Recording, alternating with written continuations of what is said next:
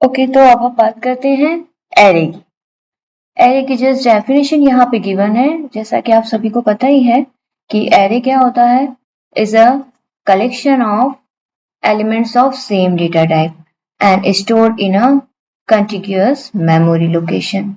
जिसमें भी इसमें जितने भी एलिमेंट्स होते हैं वो सभी सेम डेटा टाइप के होते हैं।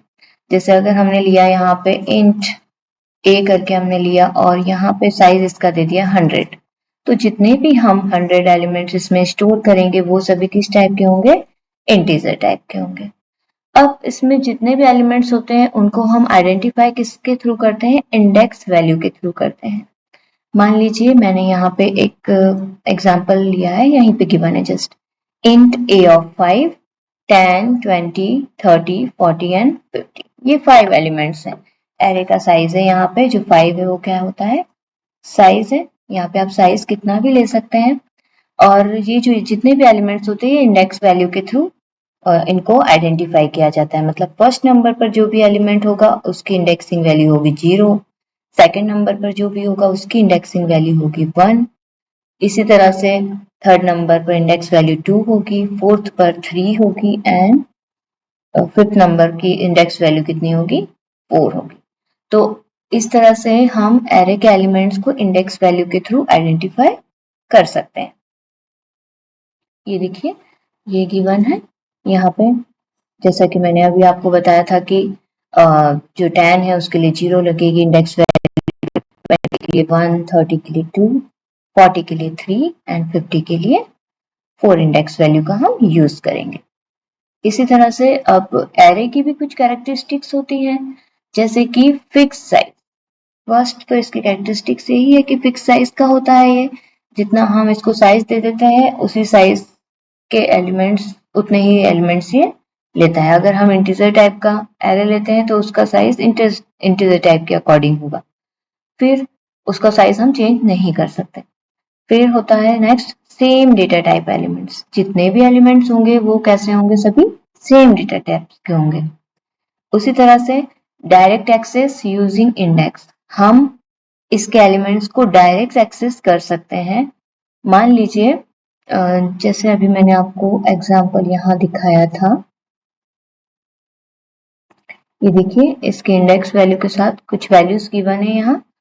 अब हमें अगर इसको एक्सेस करना है, मान लीजिए हमें 40 को एक्सेस करना है, तो हमें पता होना चाहिए कि 40 इंडेक्स वैल्यू के थ्रू कैसा है, यहाँ पे थर्ड नंबर पे। तो हम सिंपल यहाँ पर ए ऑफ 3 अगर लिख देंगे इंडेक्स वैल्यू, तो यहाँ पे हम 40 इजीली ले सकते हैं, यहाँ पे एक्सेस कर सकते हैं 40 को। तो आई थिंक ये आपको समझ में आ गया है। फिर उसके बाद में लास्ट है इसमें कैरेक्टरिस्टिक्स एरे की, store in a continuous memory location. तो यहाँ पे जो मेमोरी लोकेशन में जितने भी एलिमेंट्स स्टोर होंगे एरे में वो सभी कैसे होते हैं, कंटिन्यूअस होते हैं। अब यहाँ पे हम देखते हैं कि टाइप्स क्या क्या होते हैं इनके। टाइप्स में हम देखें तो फर्स्ट होता है यहाँ पर one dimensional array. One dimensional array में क्या होता है कि जितने भी डेटा एलिमेंट्स है वो सभी 1D फॉर्म में या वन डायमेंशनल फॉर्म में स्टोर होते हैं। दूसरा टाइप एरे का होता है टू डायमेंशनल, इसे 2D एरे भी कहते हैं। और थर्ड टाइप होता है मल्टी डायमेंशनल एरे। तो अभी हम जो देखेंगे one dimensional array and two dimensional array के बारे में कराएंगे। और वन डायमेंशनल एरे को इस तरह से हम डिक्लेयर करते हैं, जैसे इंट, यहाँ पे मैं आपको बता देती हूँ अच्छे से, ये होता है इंट ए। यहाँ पे आपको जो भी साइज देना है हम जैसे आई से डिनोट करते हैं, और आप वेरिएबल दे सकते हैं, आई का साइज भी यहाँ पे आप दे सकते हैं, आपको जितना देना है।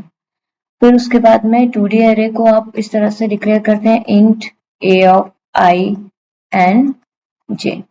तो जो 2D एरे है ये मैट्रिसेस के लिए यूज किया जाता है। इसमें जितने भी मैट्रिसेस के ऑपरेशंस होते हैं, एडिशन, सब्ट्रैक्शन, मल्टीप्लिकेशन, यहाँ पे बता देती हूँ मल्टीप्लिकेशन एंड डिवीजन, ये सभी 2D एरे के थ्रू होते हैं। मल्टी डायमेंशनल का हम बाद में देखेंगे। चलिए आगे बढ़ते हैं हम और यहाँ पे देखते हैं फिर कि इसके एडवांटेजेस क्या क्या है। तो एडवांटेजेस में यहाँ पे आता है फास्ट एक्सेस टू एलिमेंट्स। इसकी हेल्प से हम जो भी एलिमेंट्स है उसको फास्टली एक्सेस कर सकते हैं। फिर सेकंड आता है इसी में एडवांटेज कि इजी टू इम्प्लीमेंट। इससे हम हर एक एलिमेंट को हमारे इजी टू इम्प्लीमेंट कर सकते हैं, जो भी ऑपरेशन हमें परफॉर्म करना है। एंड थर्ड होता है इसमें efficient for storing similar data. इसमें जो भी डेटा हम स्टोर करते हैं उसको एफिशिएंट वे में हम स्टोर कर सकते हैं। यही है इसके एडवांटेजेस एरे के। फिर उसके बाद में हम बात करते हैं इसके डिसएडवांटेजेस की।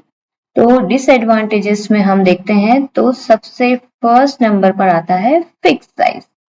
यस, यहाँ पे जो फिक्स साइज होता है एरे का, उसके कारण हम इसका साइज बाद में चेंज नहीं कर सकते हैं। एंड सेकंड होता है मेमोरी वेस्टेज पॉसिबल।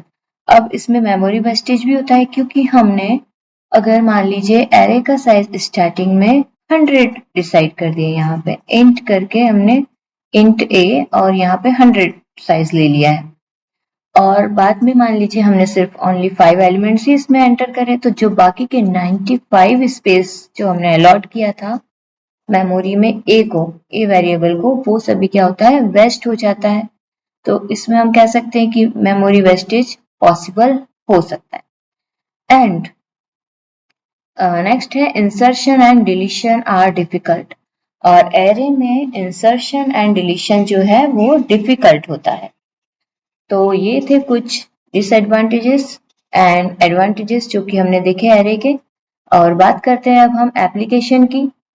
तो एप्लीकेशन में यहाँ पे सबसे पहला आता है कि स्टोरिंग मार्क्स ऑफ स्टूडेंट्स। हम यहाँ पे क्या क्या कर सकते हैं इसका यूज करके, किसी भी स्टूडेंट्स के जो भी मार्क्स गिवन है इंटीजर टाइप के, उनको हम इजीली, मतलब कि डेटा जो है सेम टाइप का होना चाहिए। जितने भी डेटा हम एंटर करेंगे सब का टाइप सेम होना चाहिए। अगर इंटीजर है तो सभी इंटीजर टाइप होना चाहिए, अगर कैरेक्टर है तो सभी कैरेक्टर टाइप होना चाहिए, एंड स्ट्रिंग टाइप है तो सभी डेटा स्ट्रिंग टाइप का होना चाहिए। तो हम इसमें स्टूडेंट के मार्क्स भी स्टोर कर सकते हैं।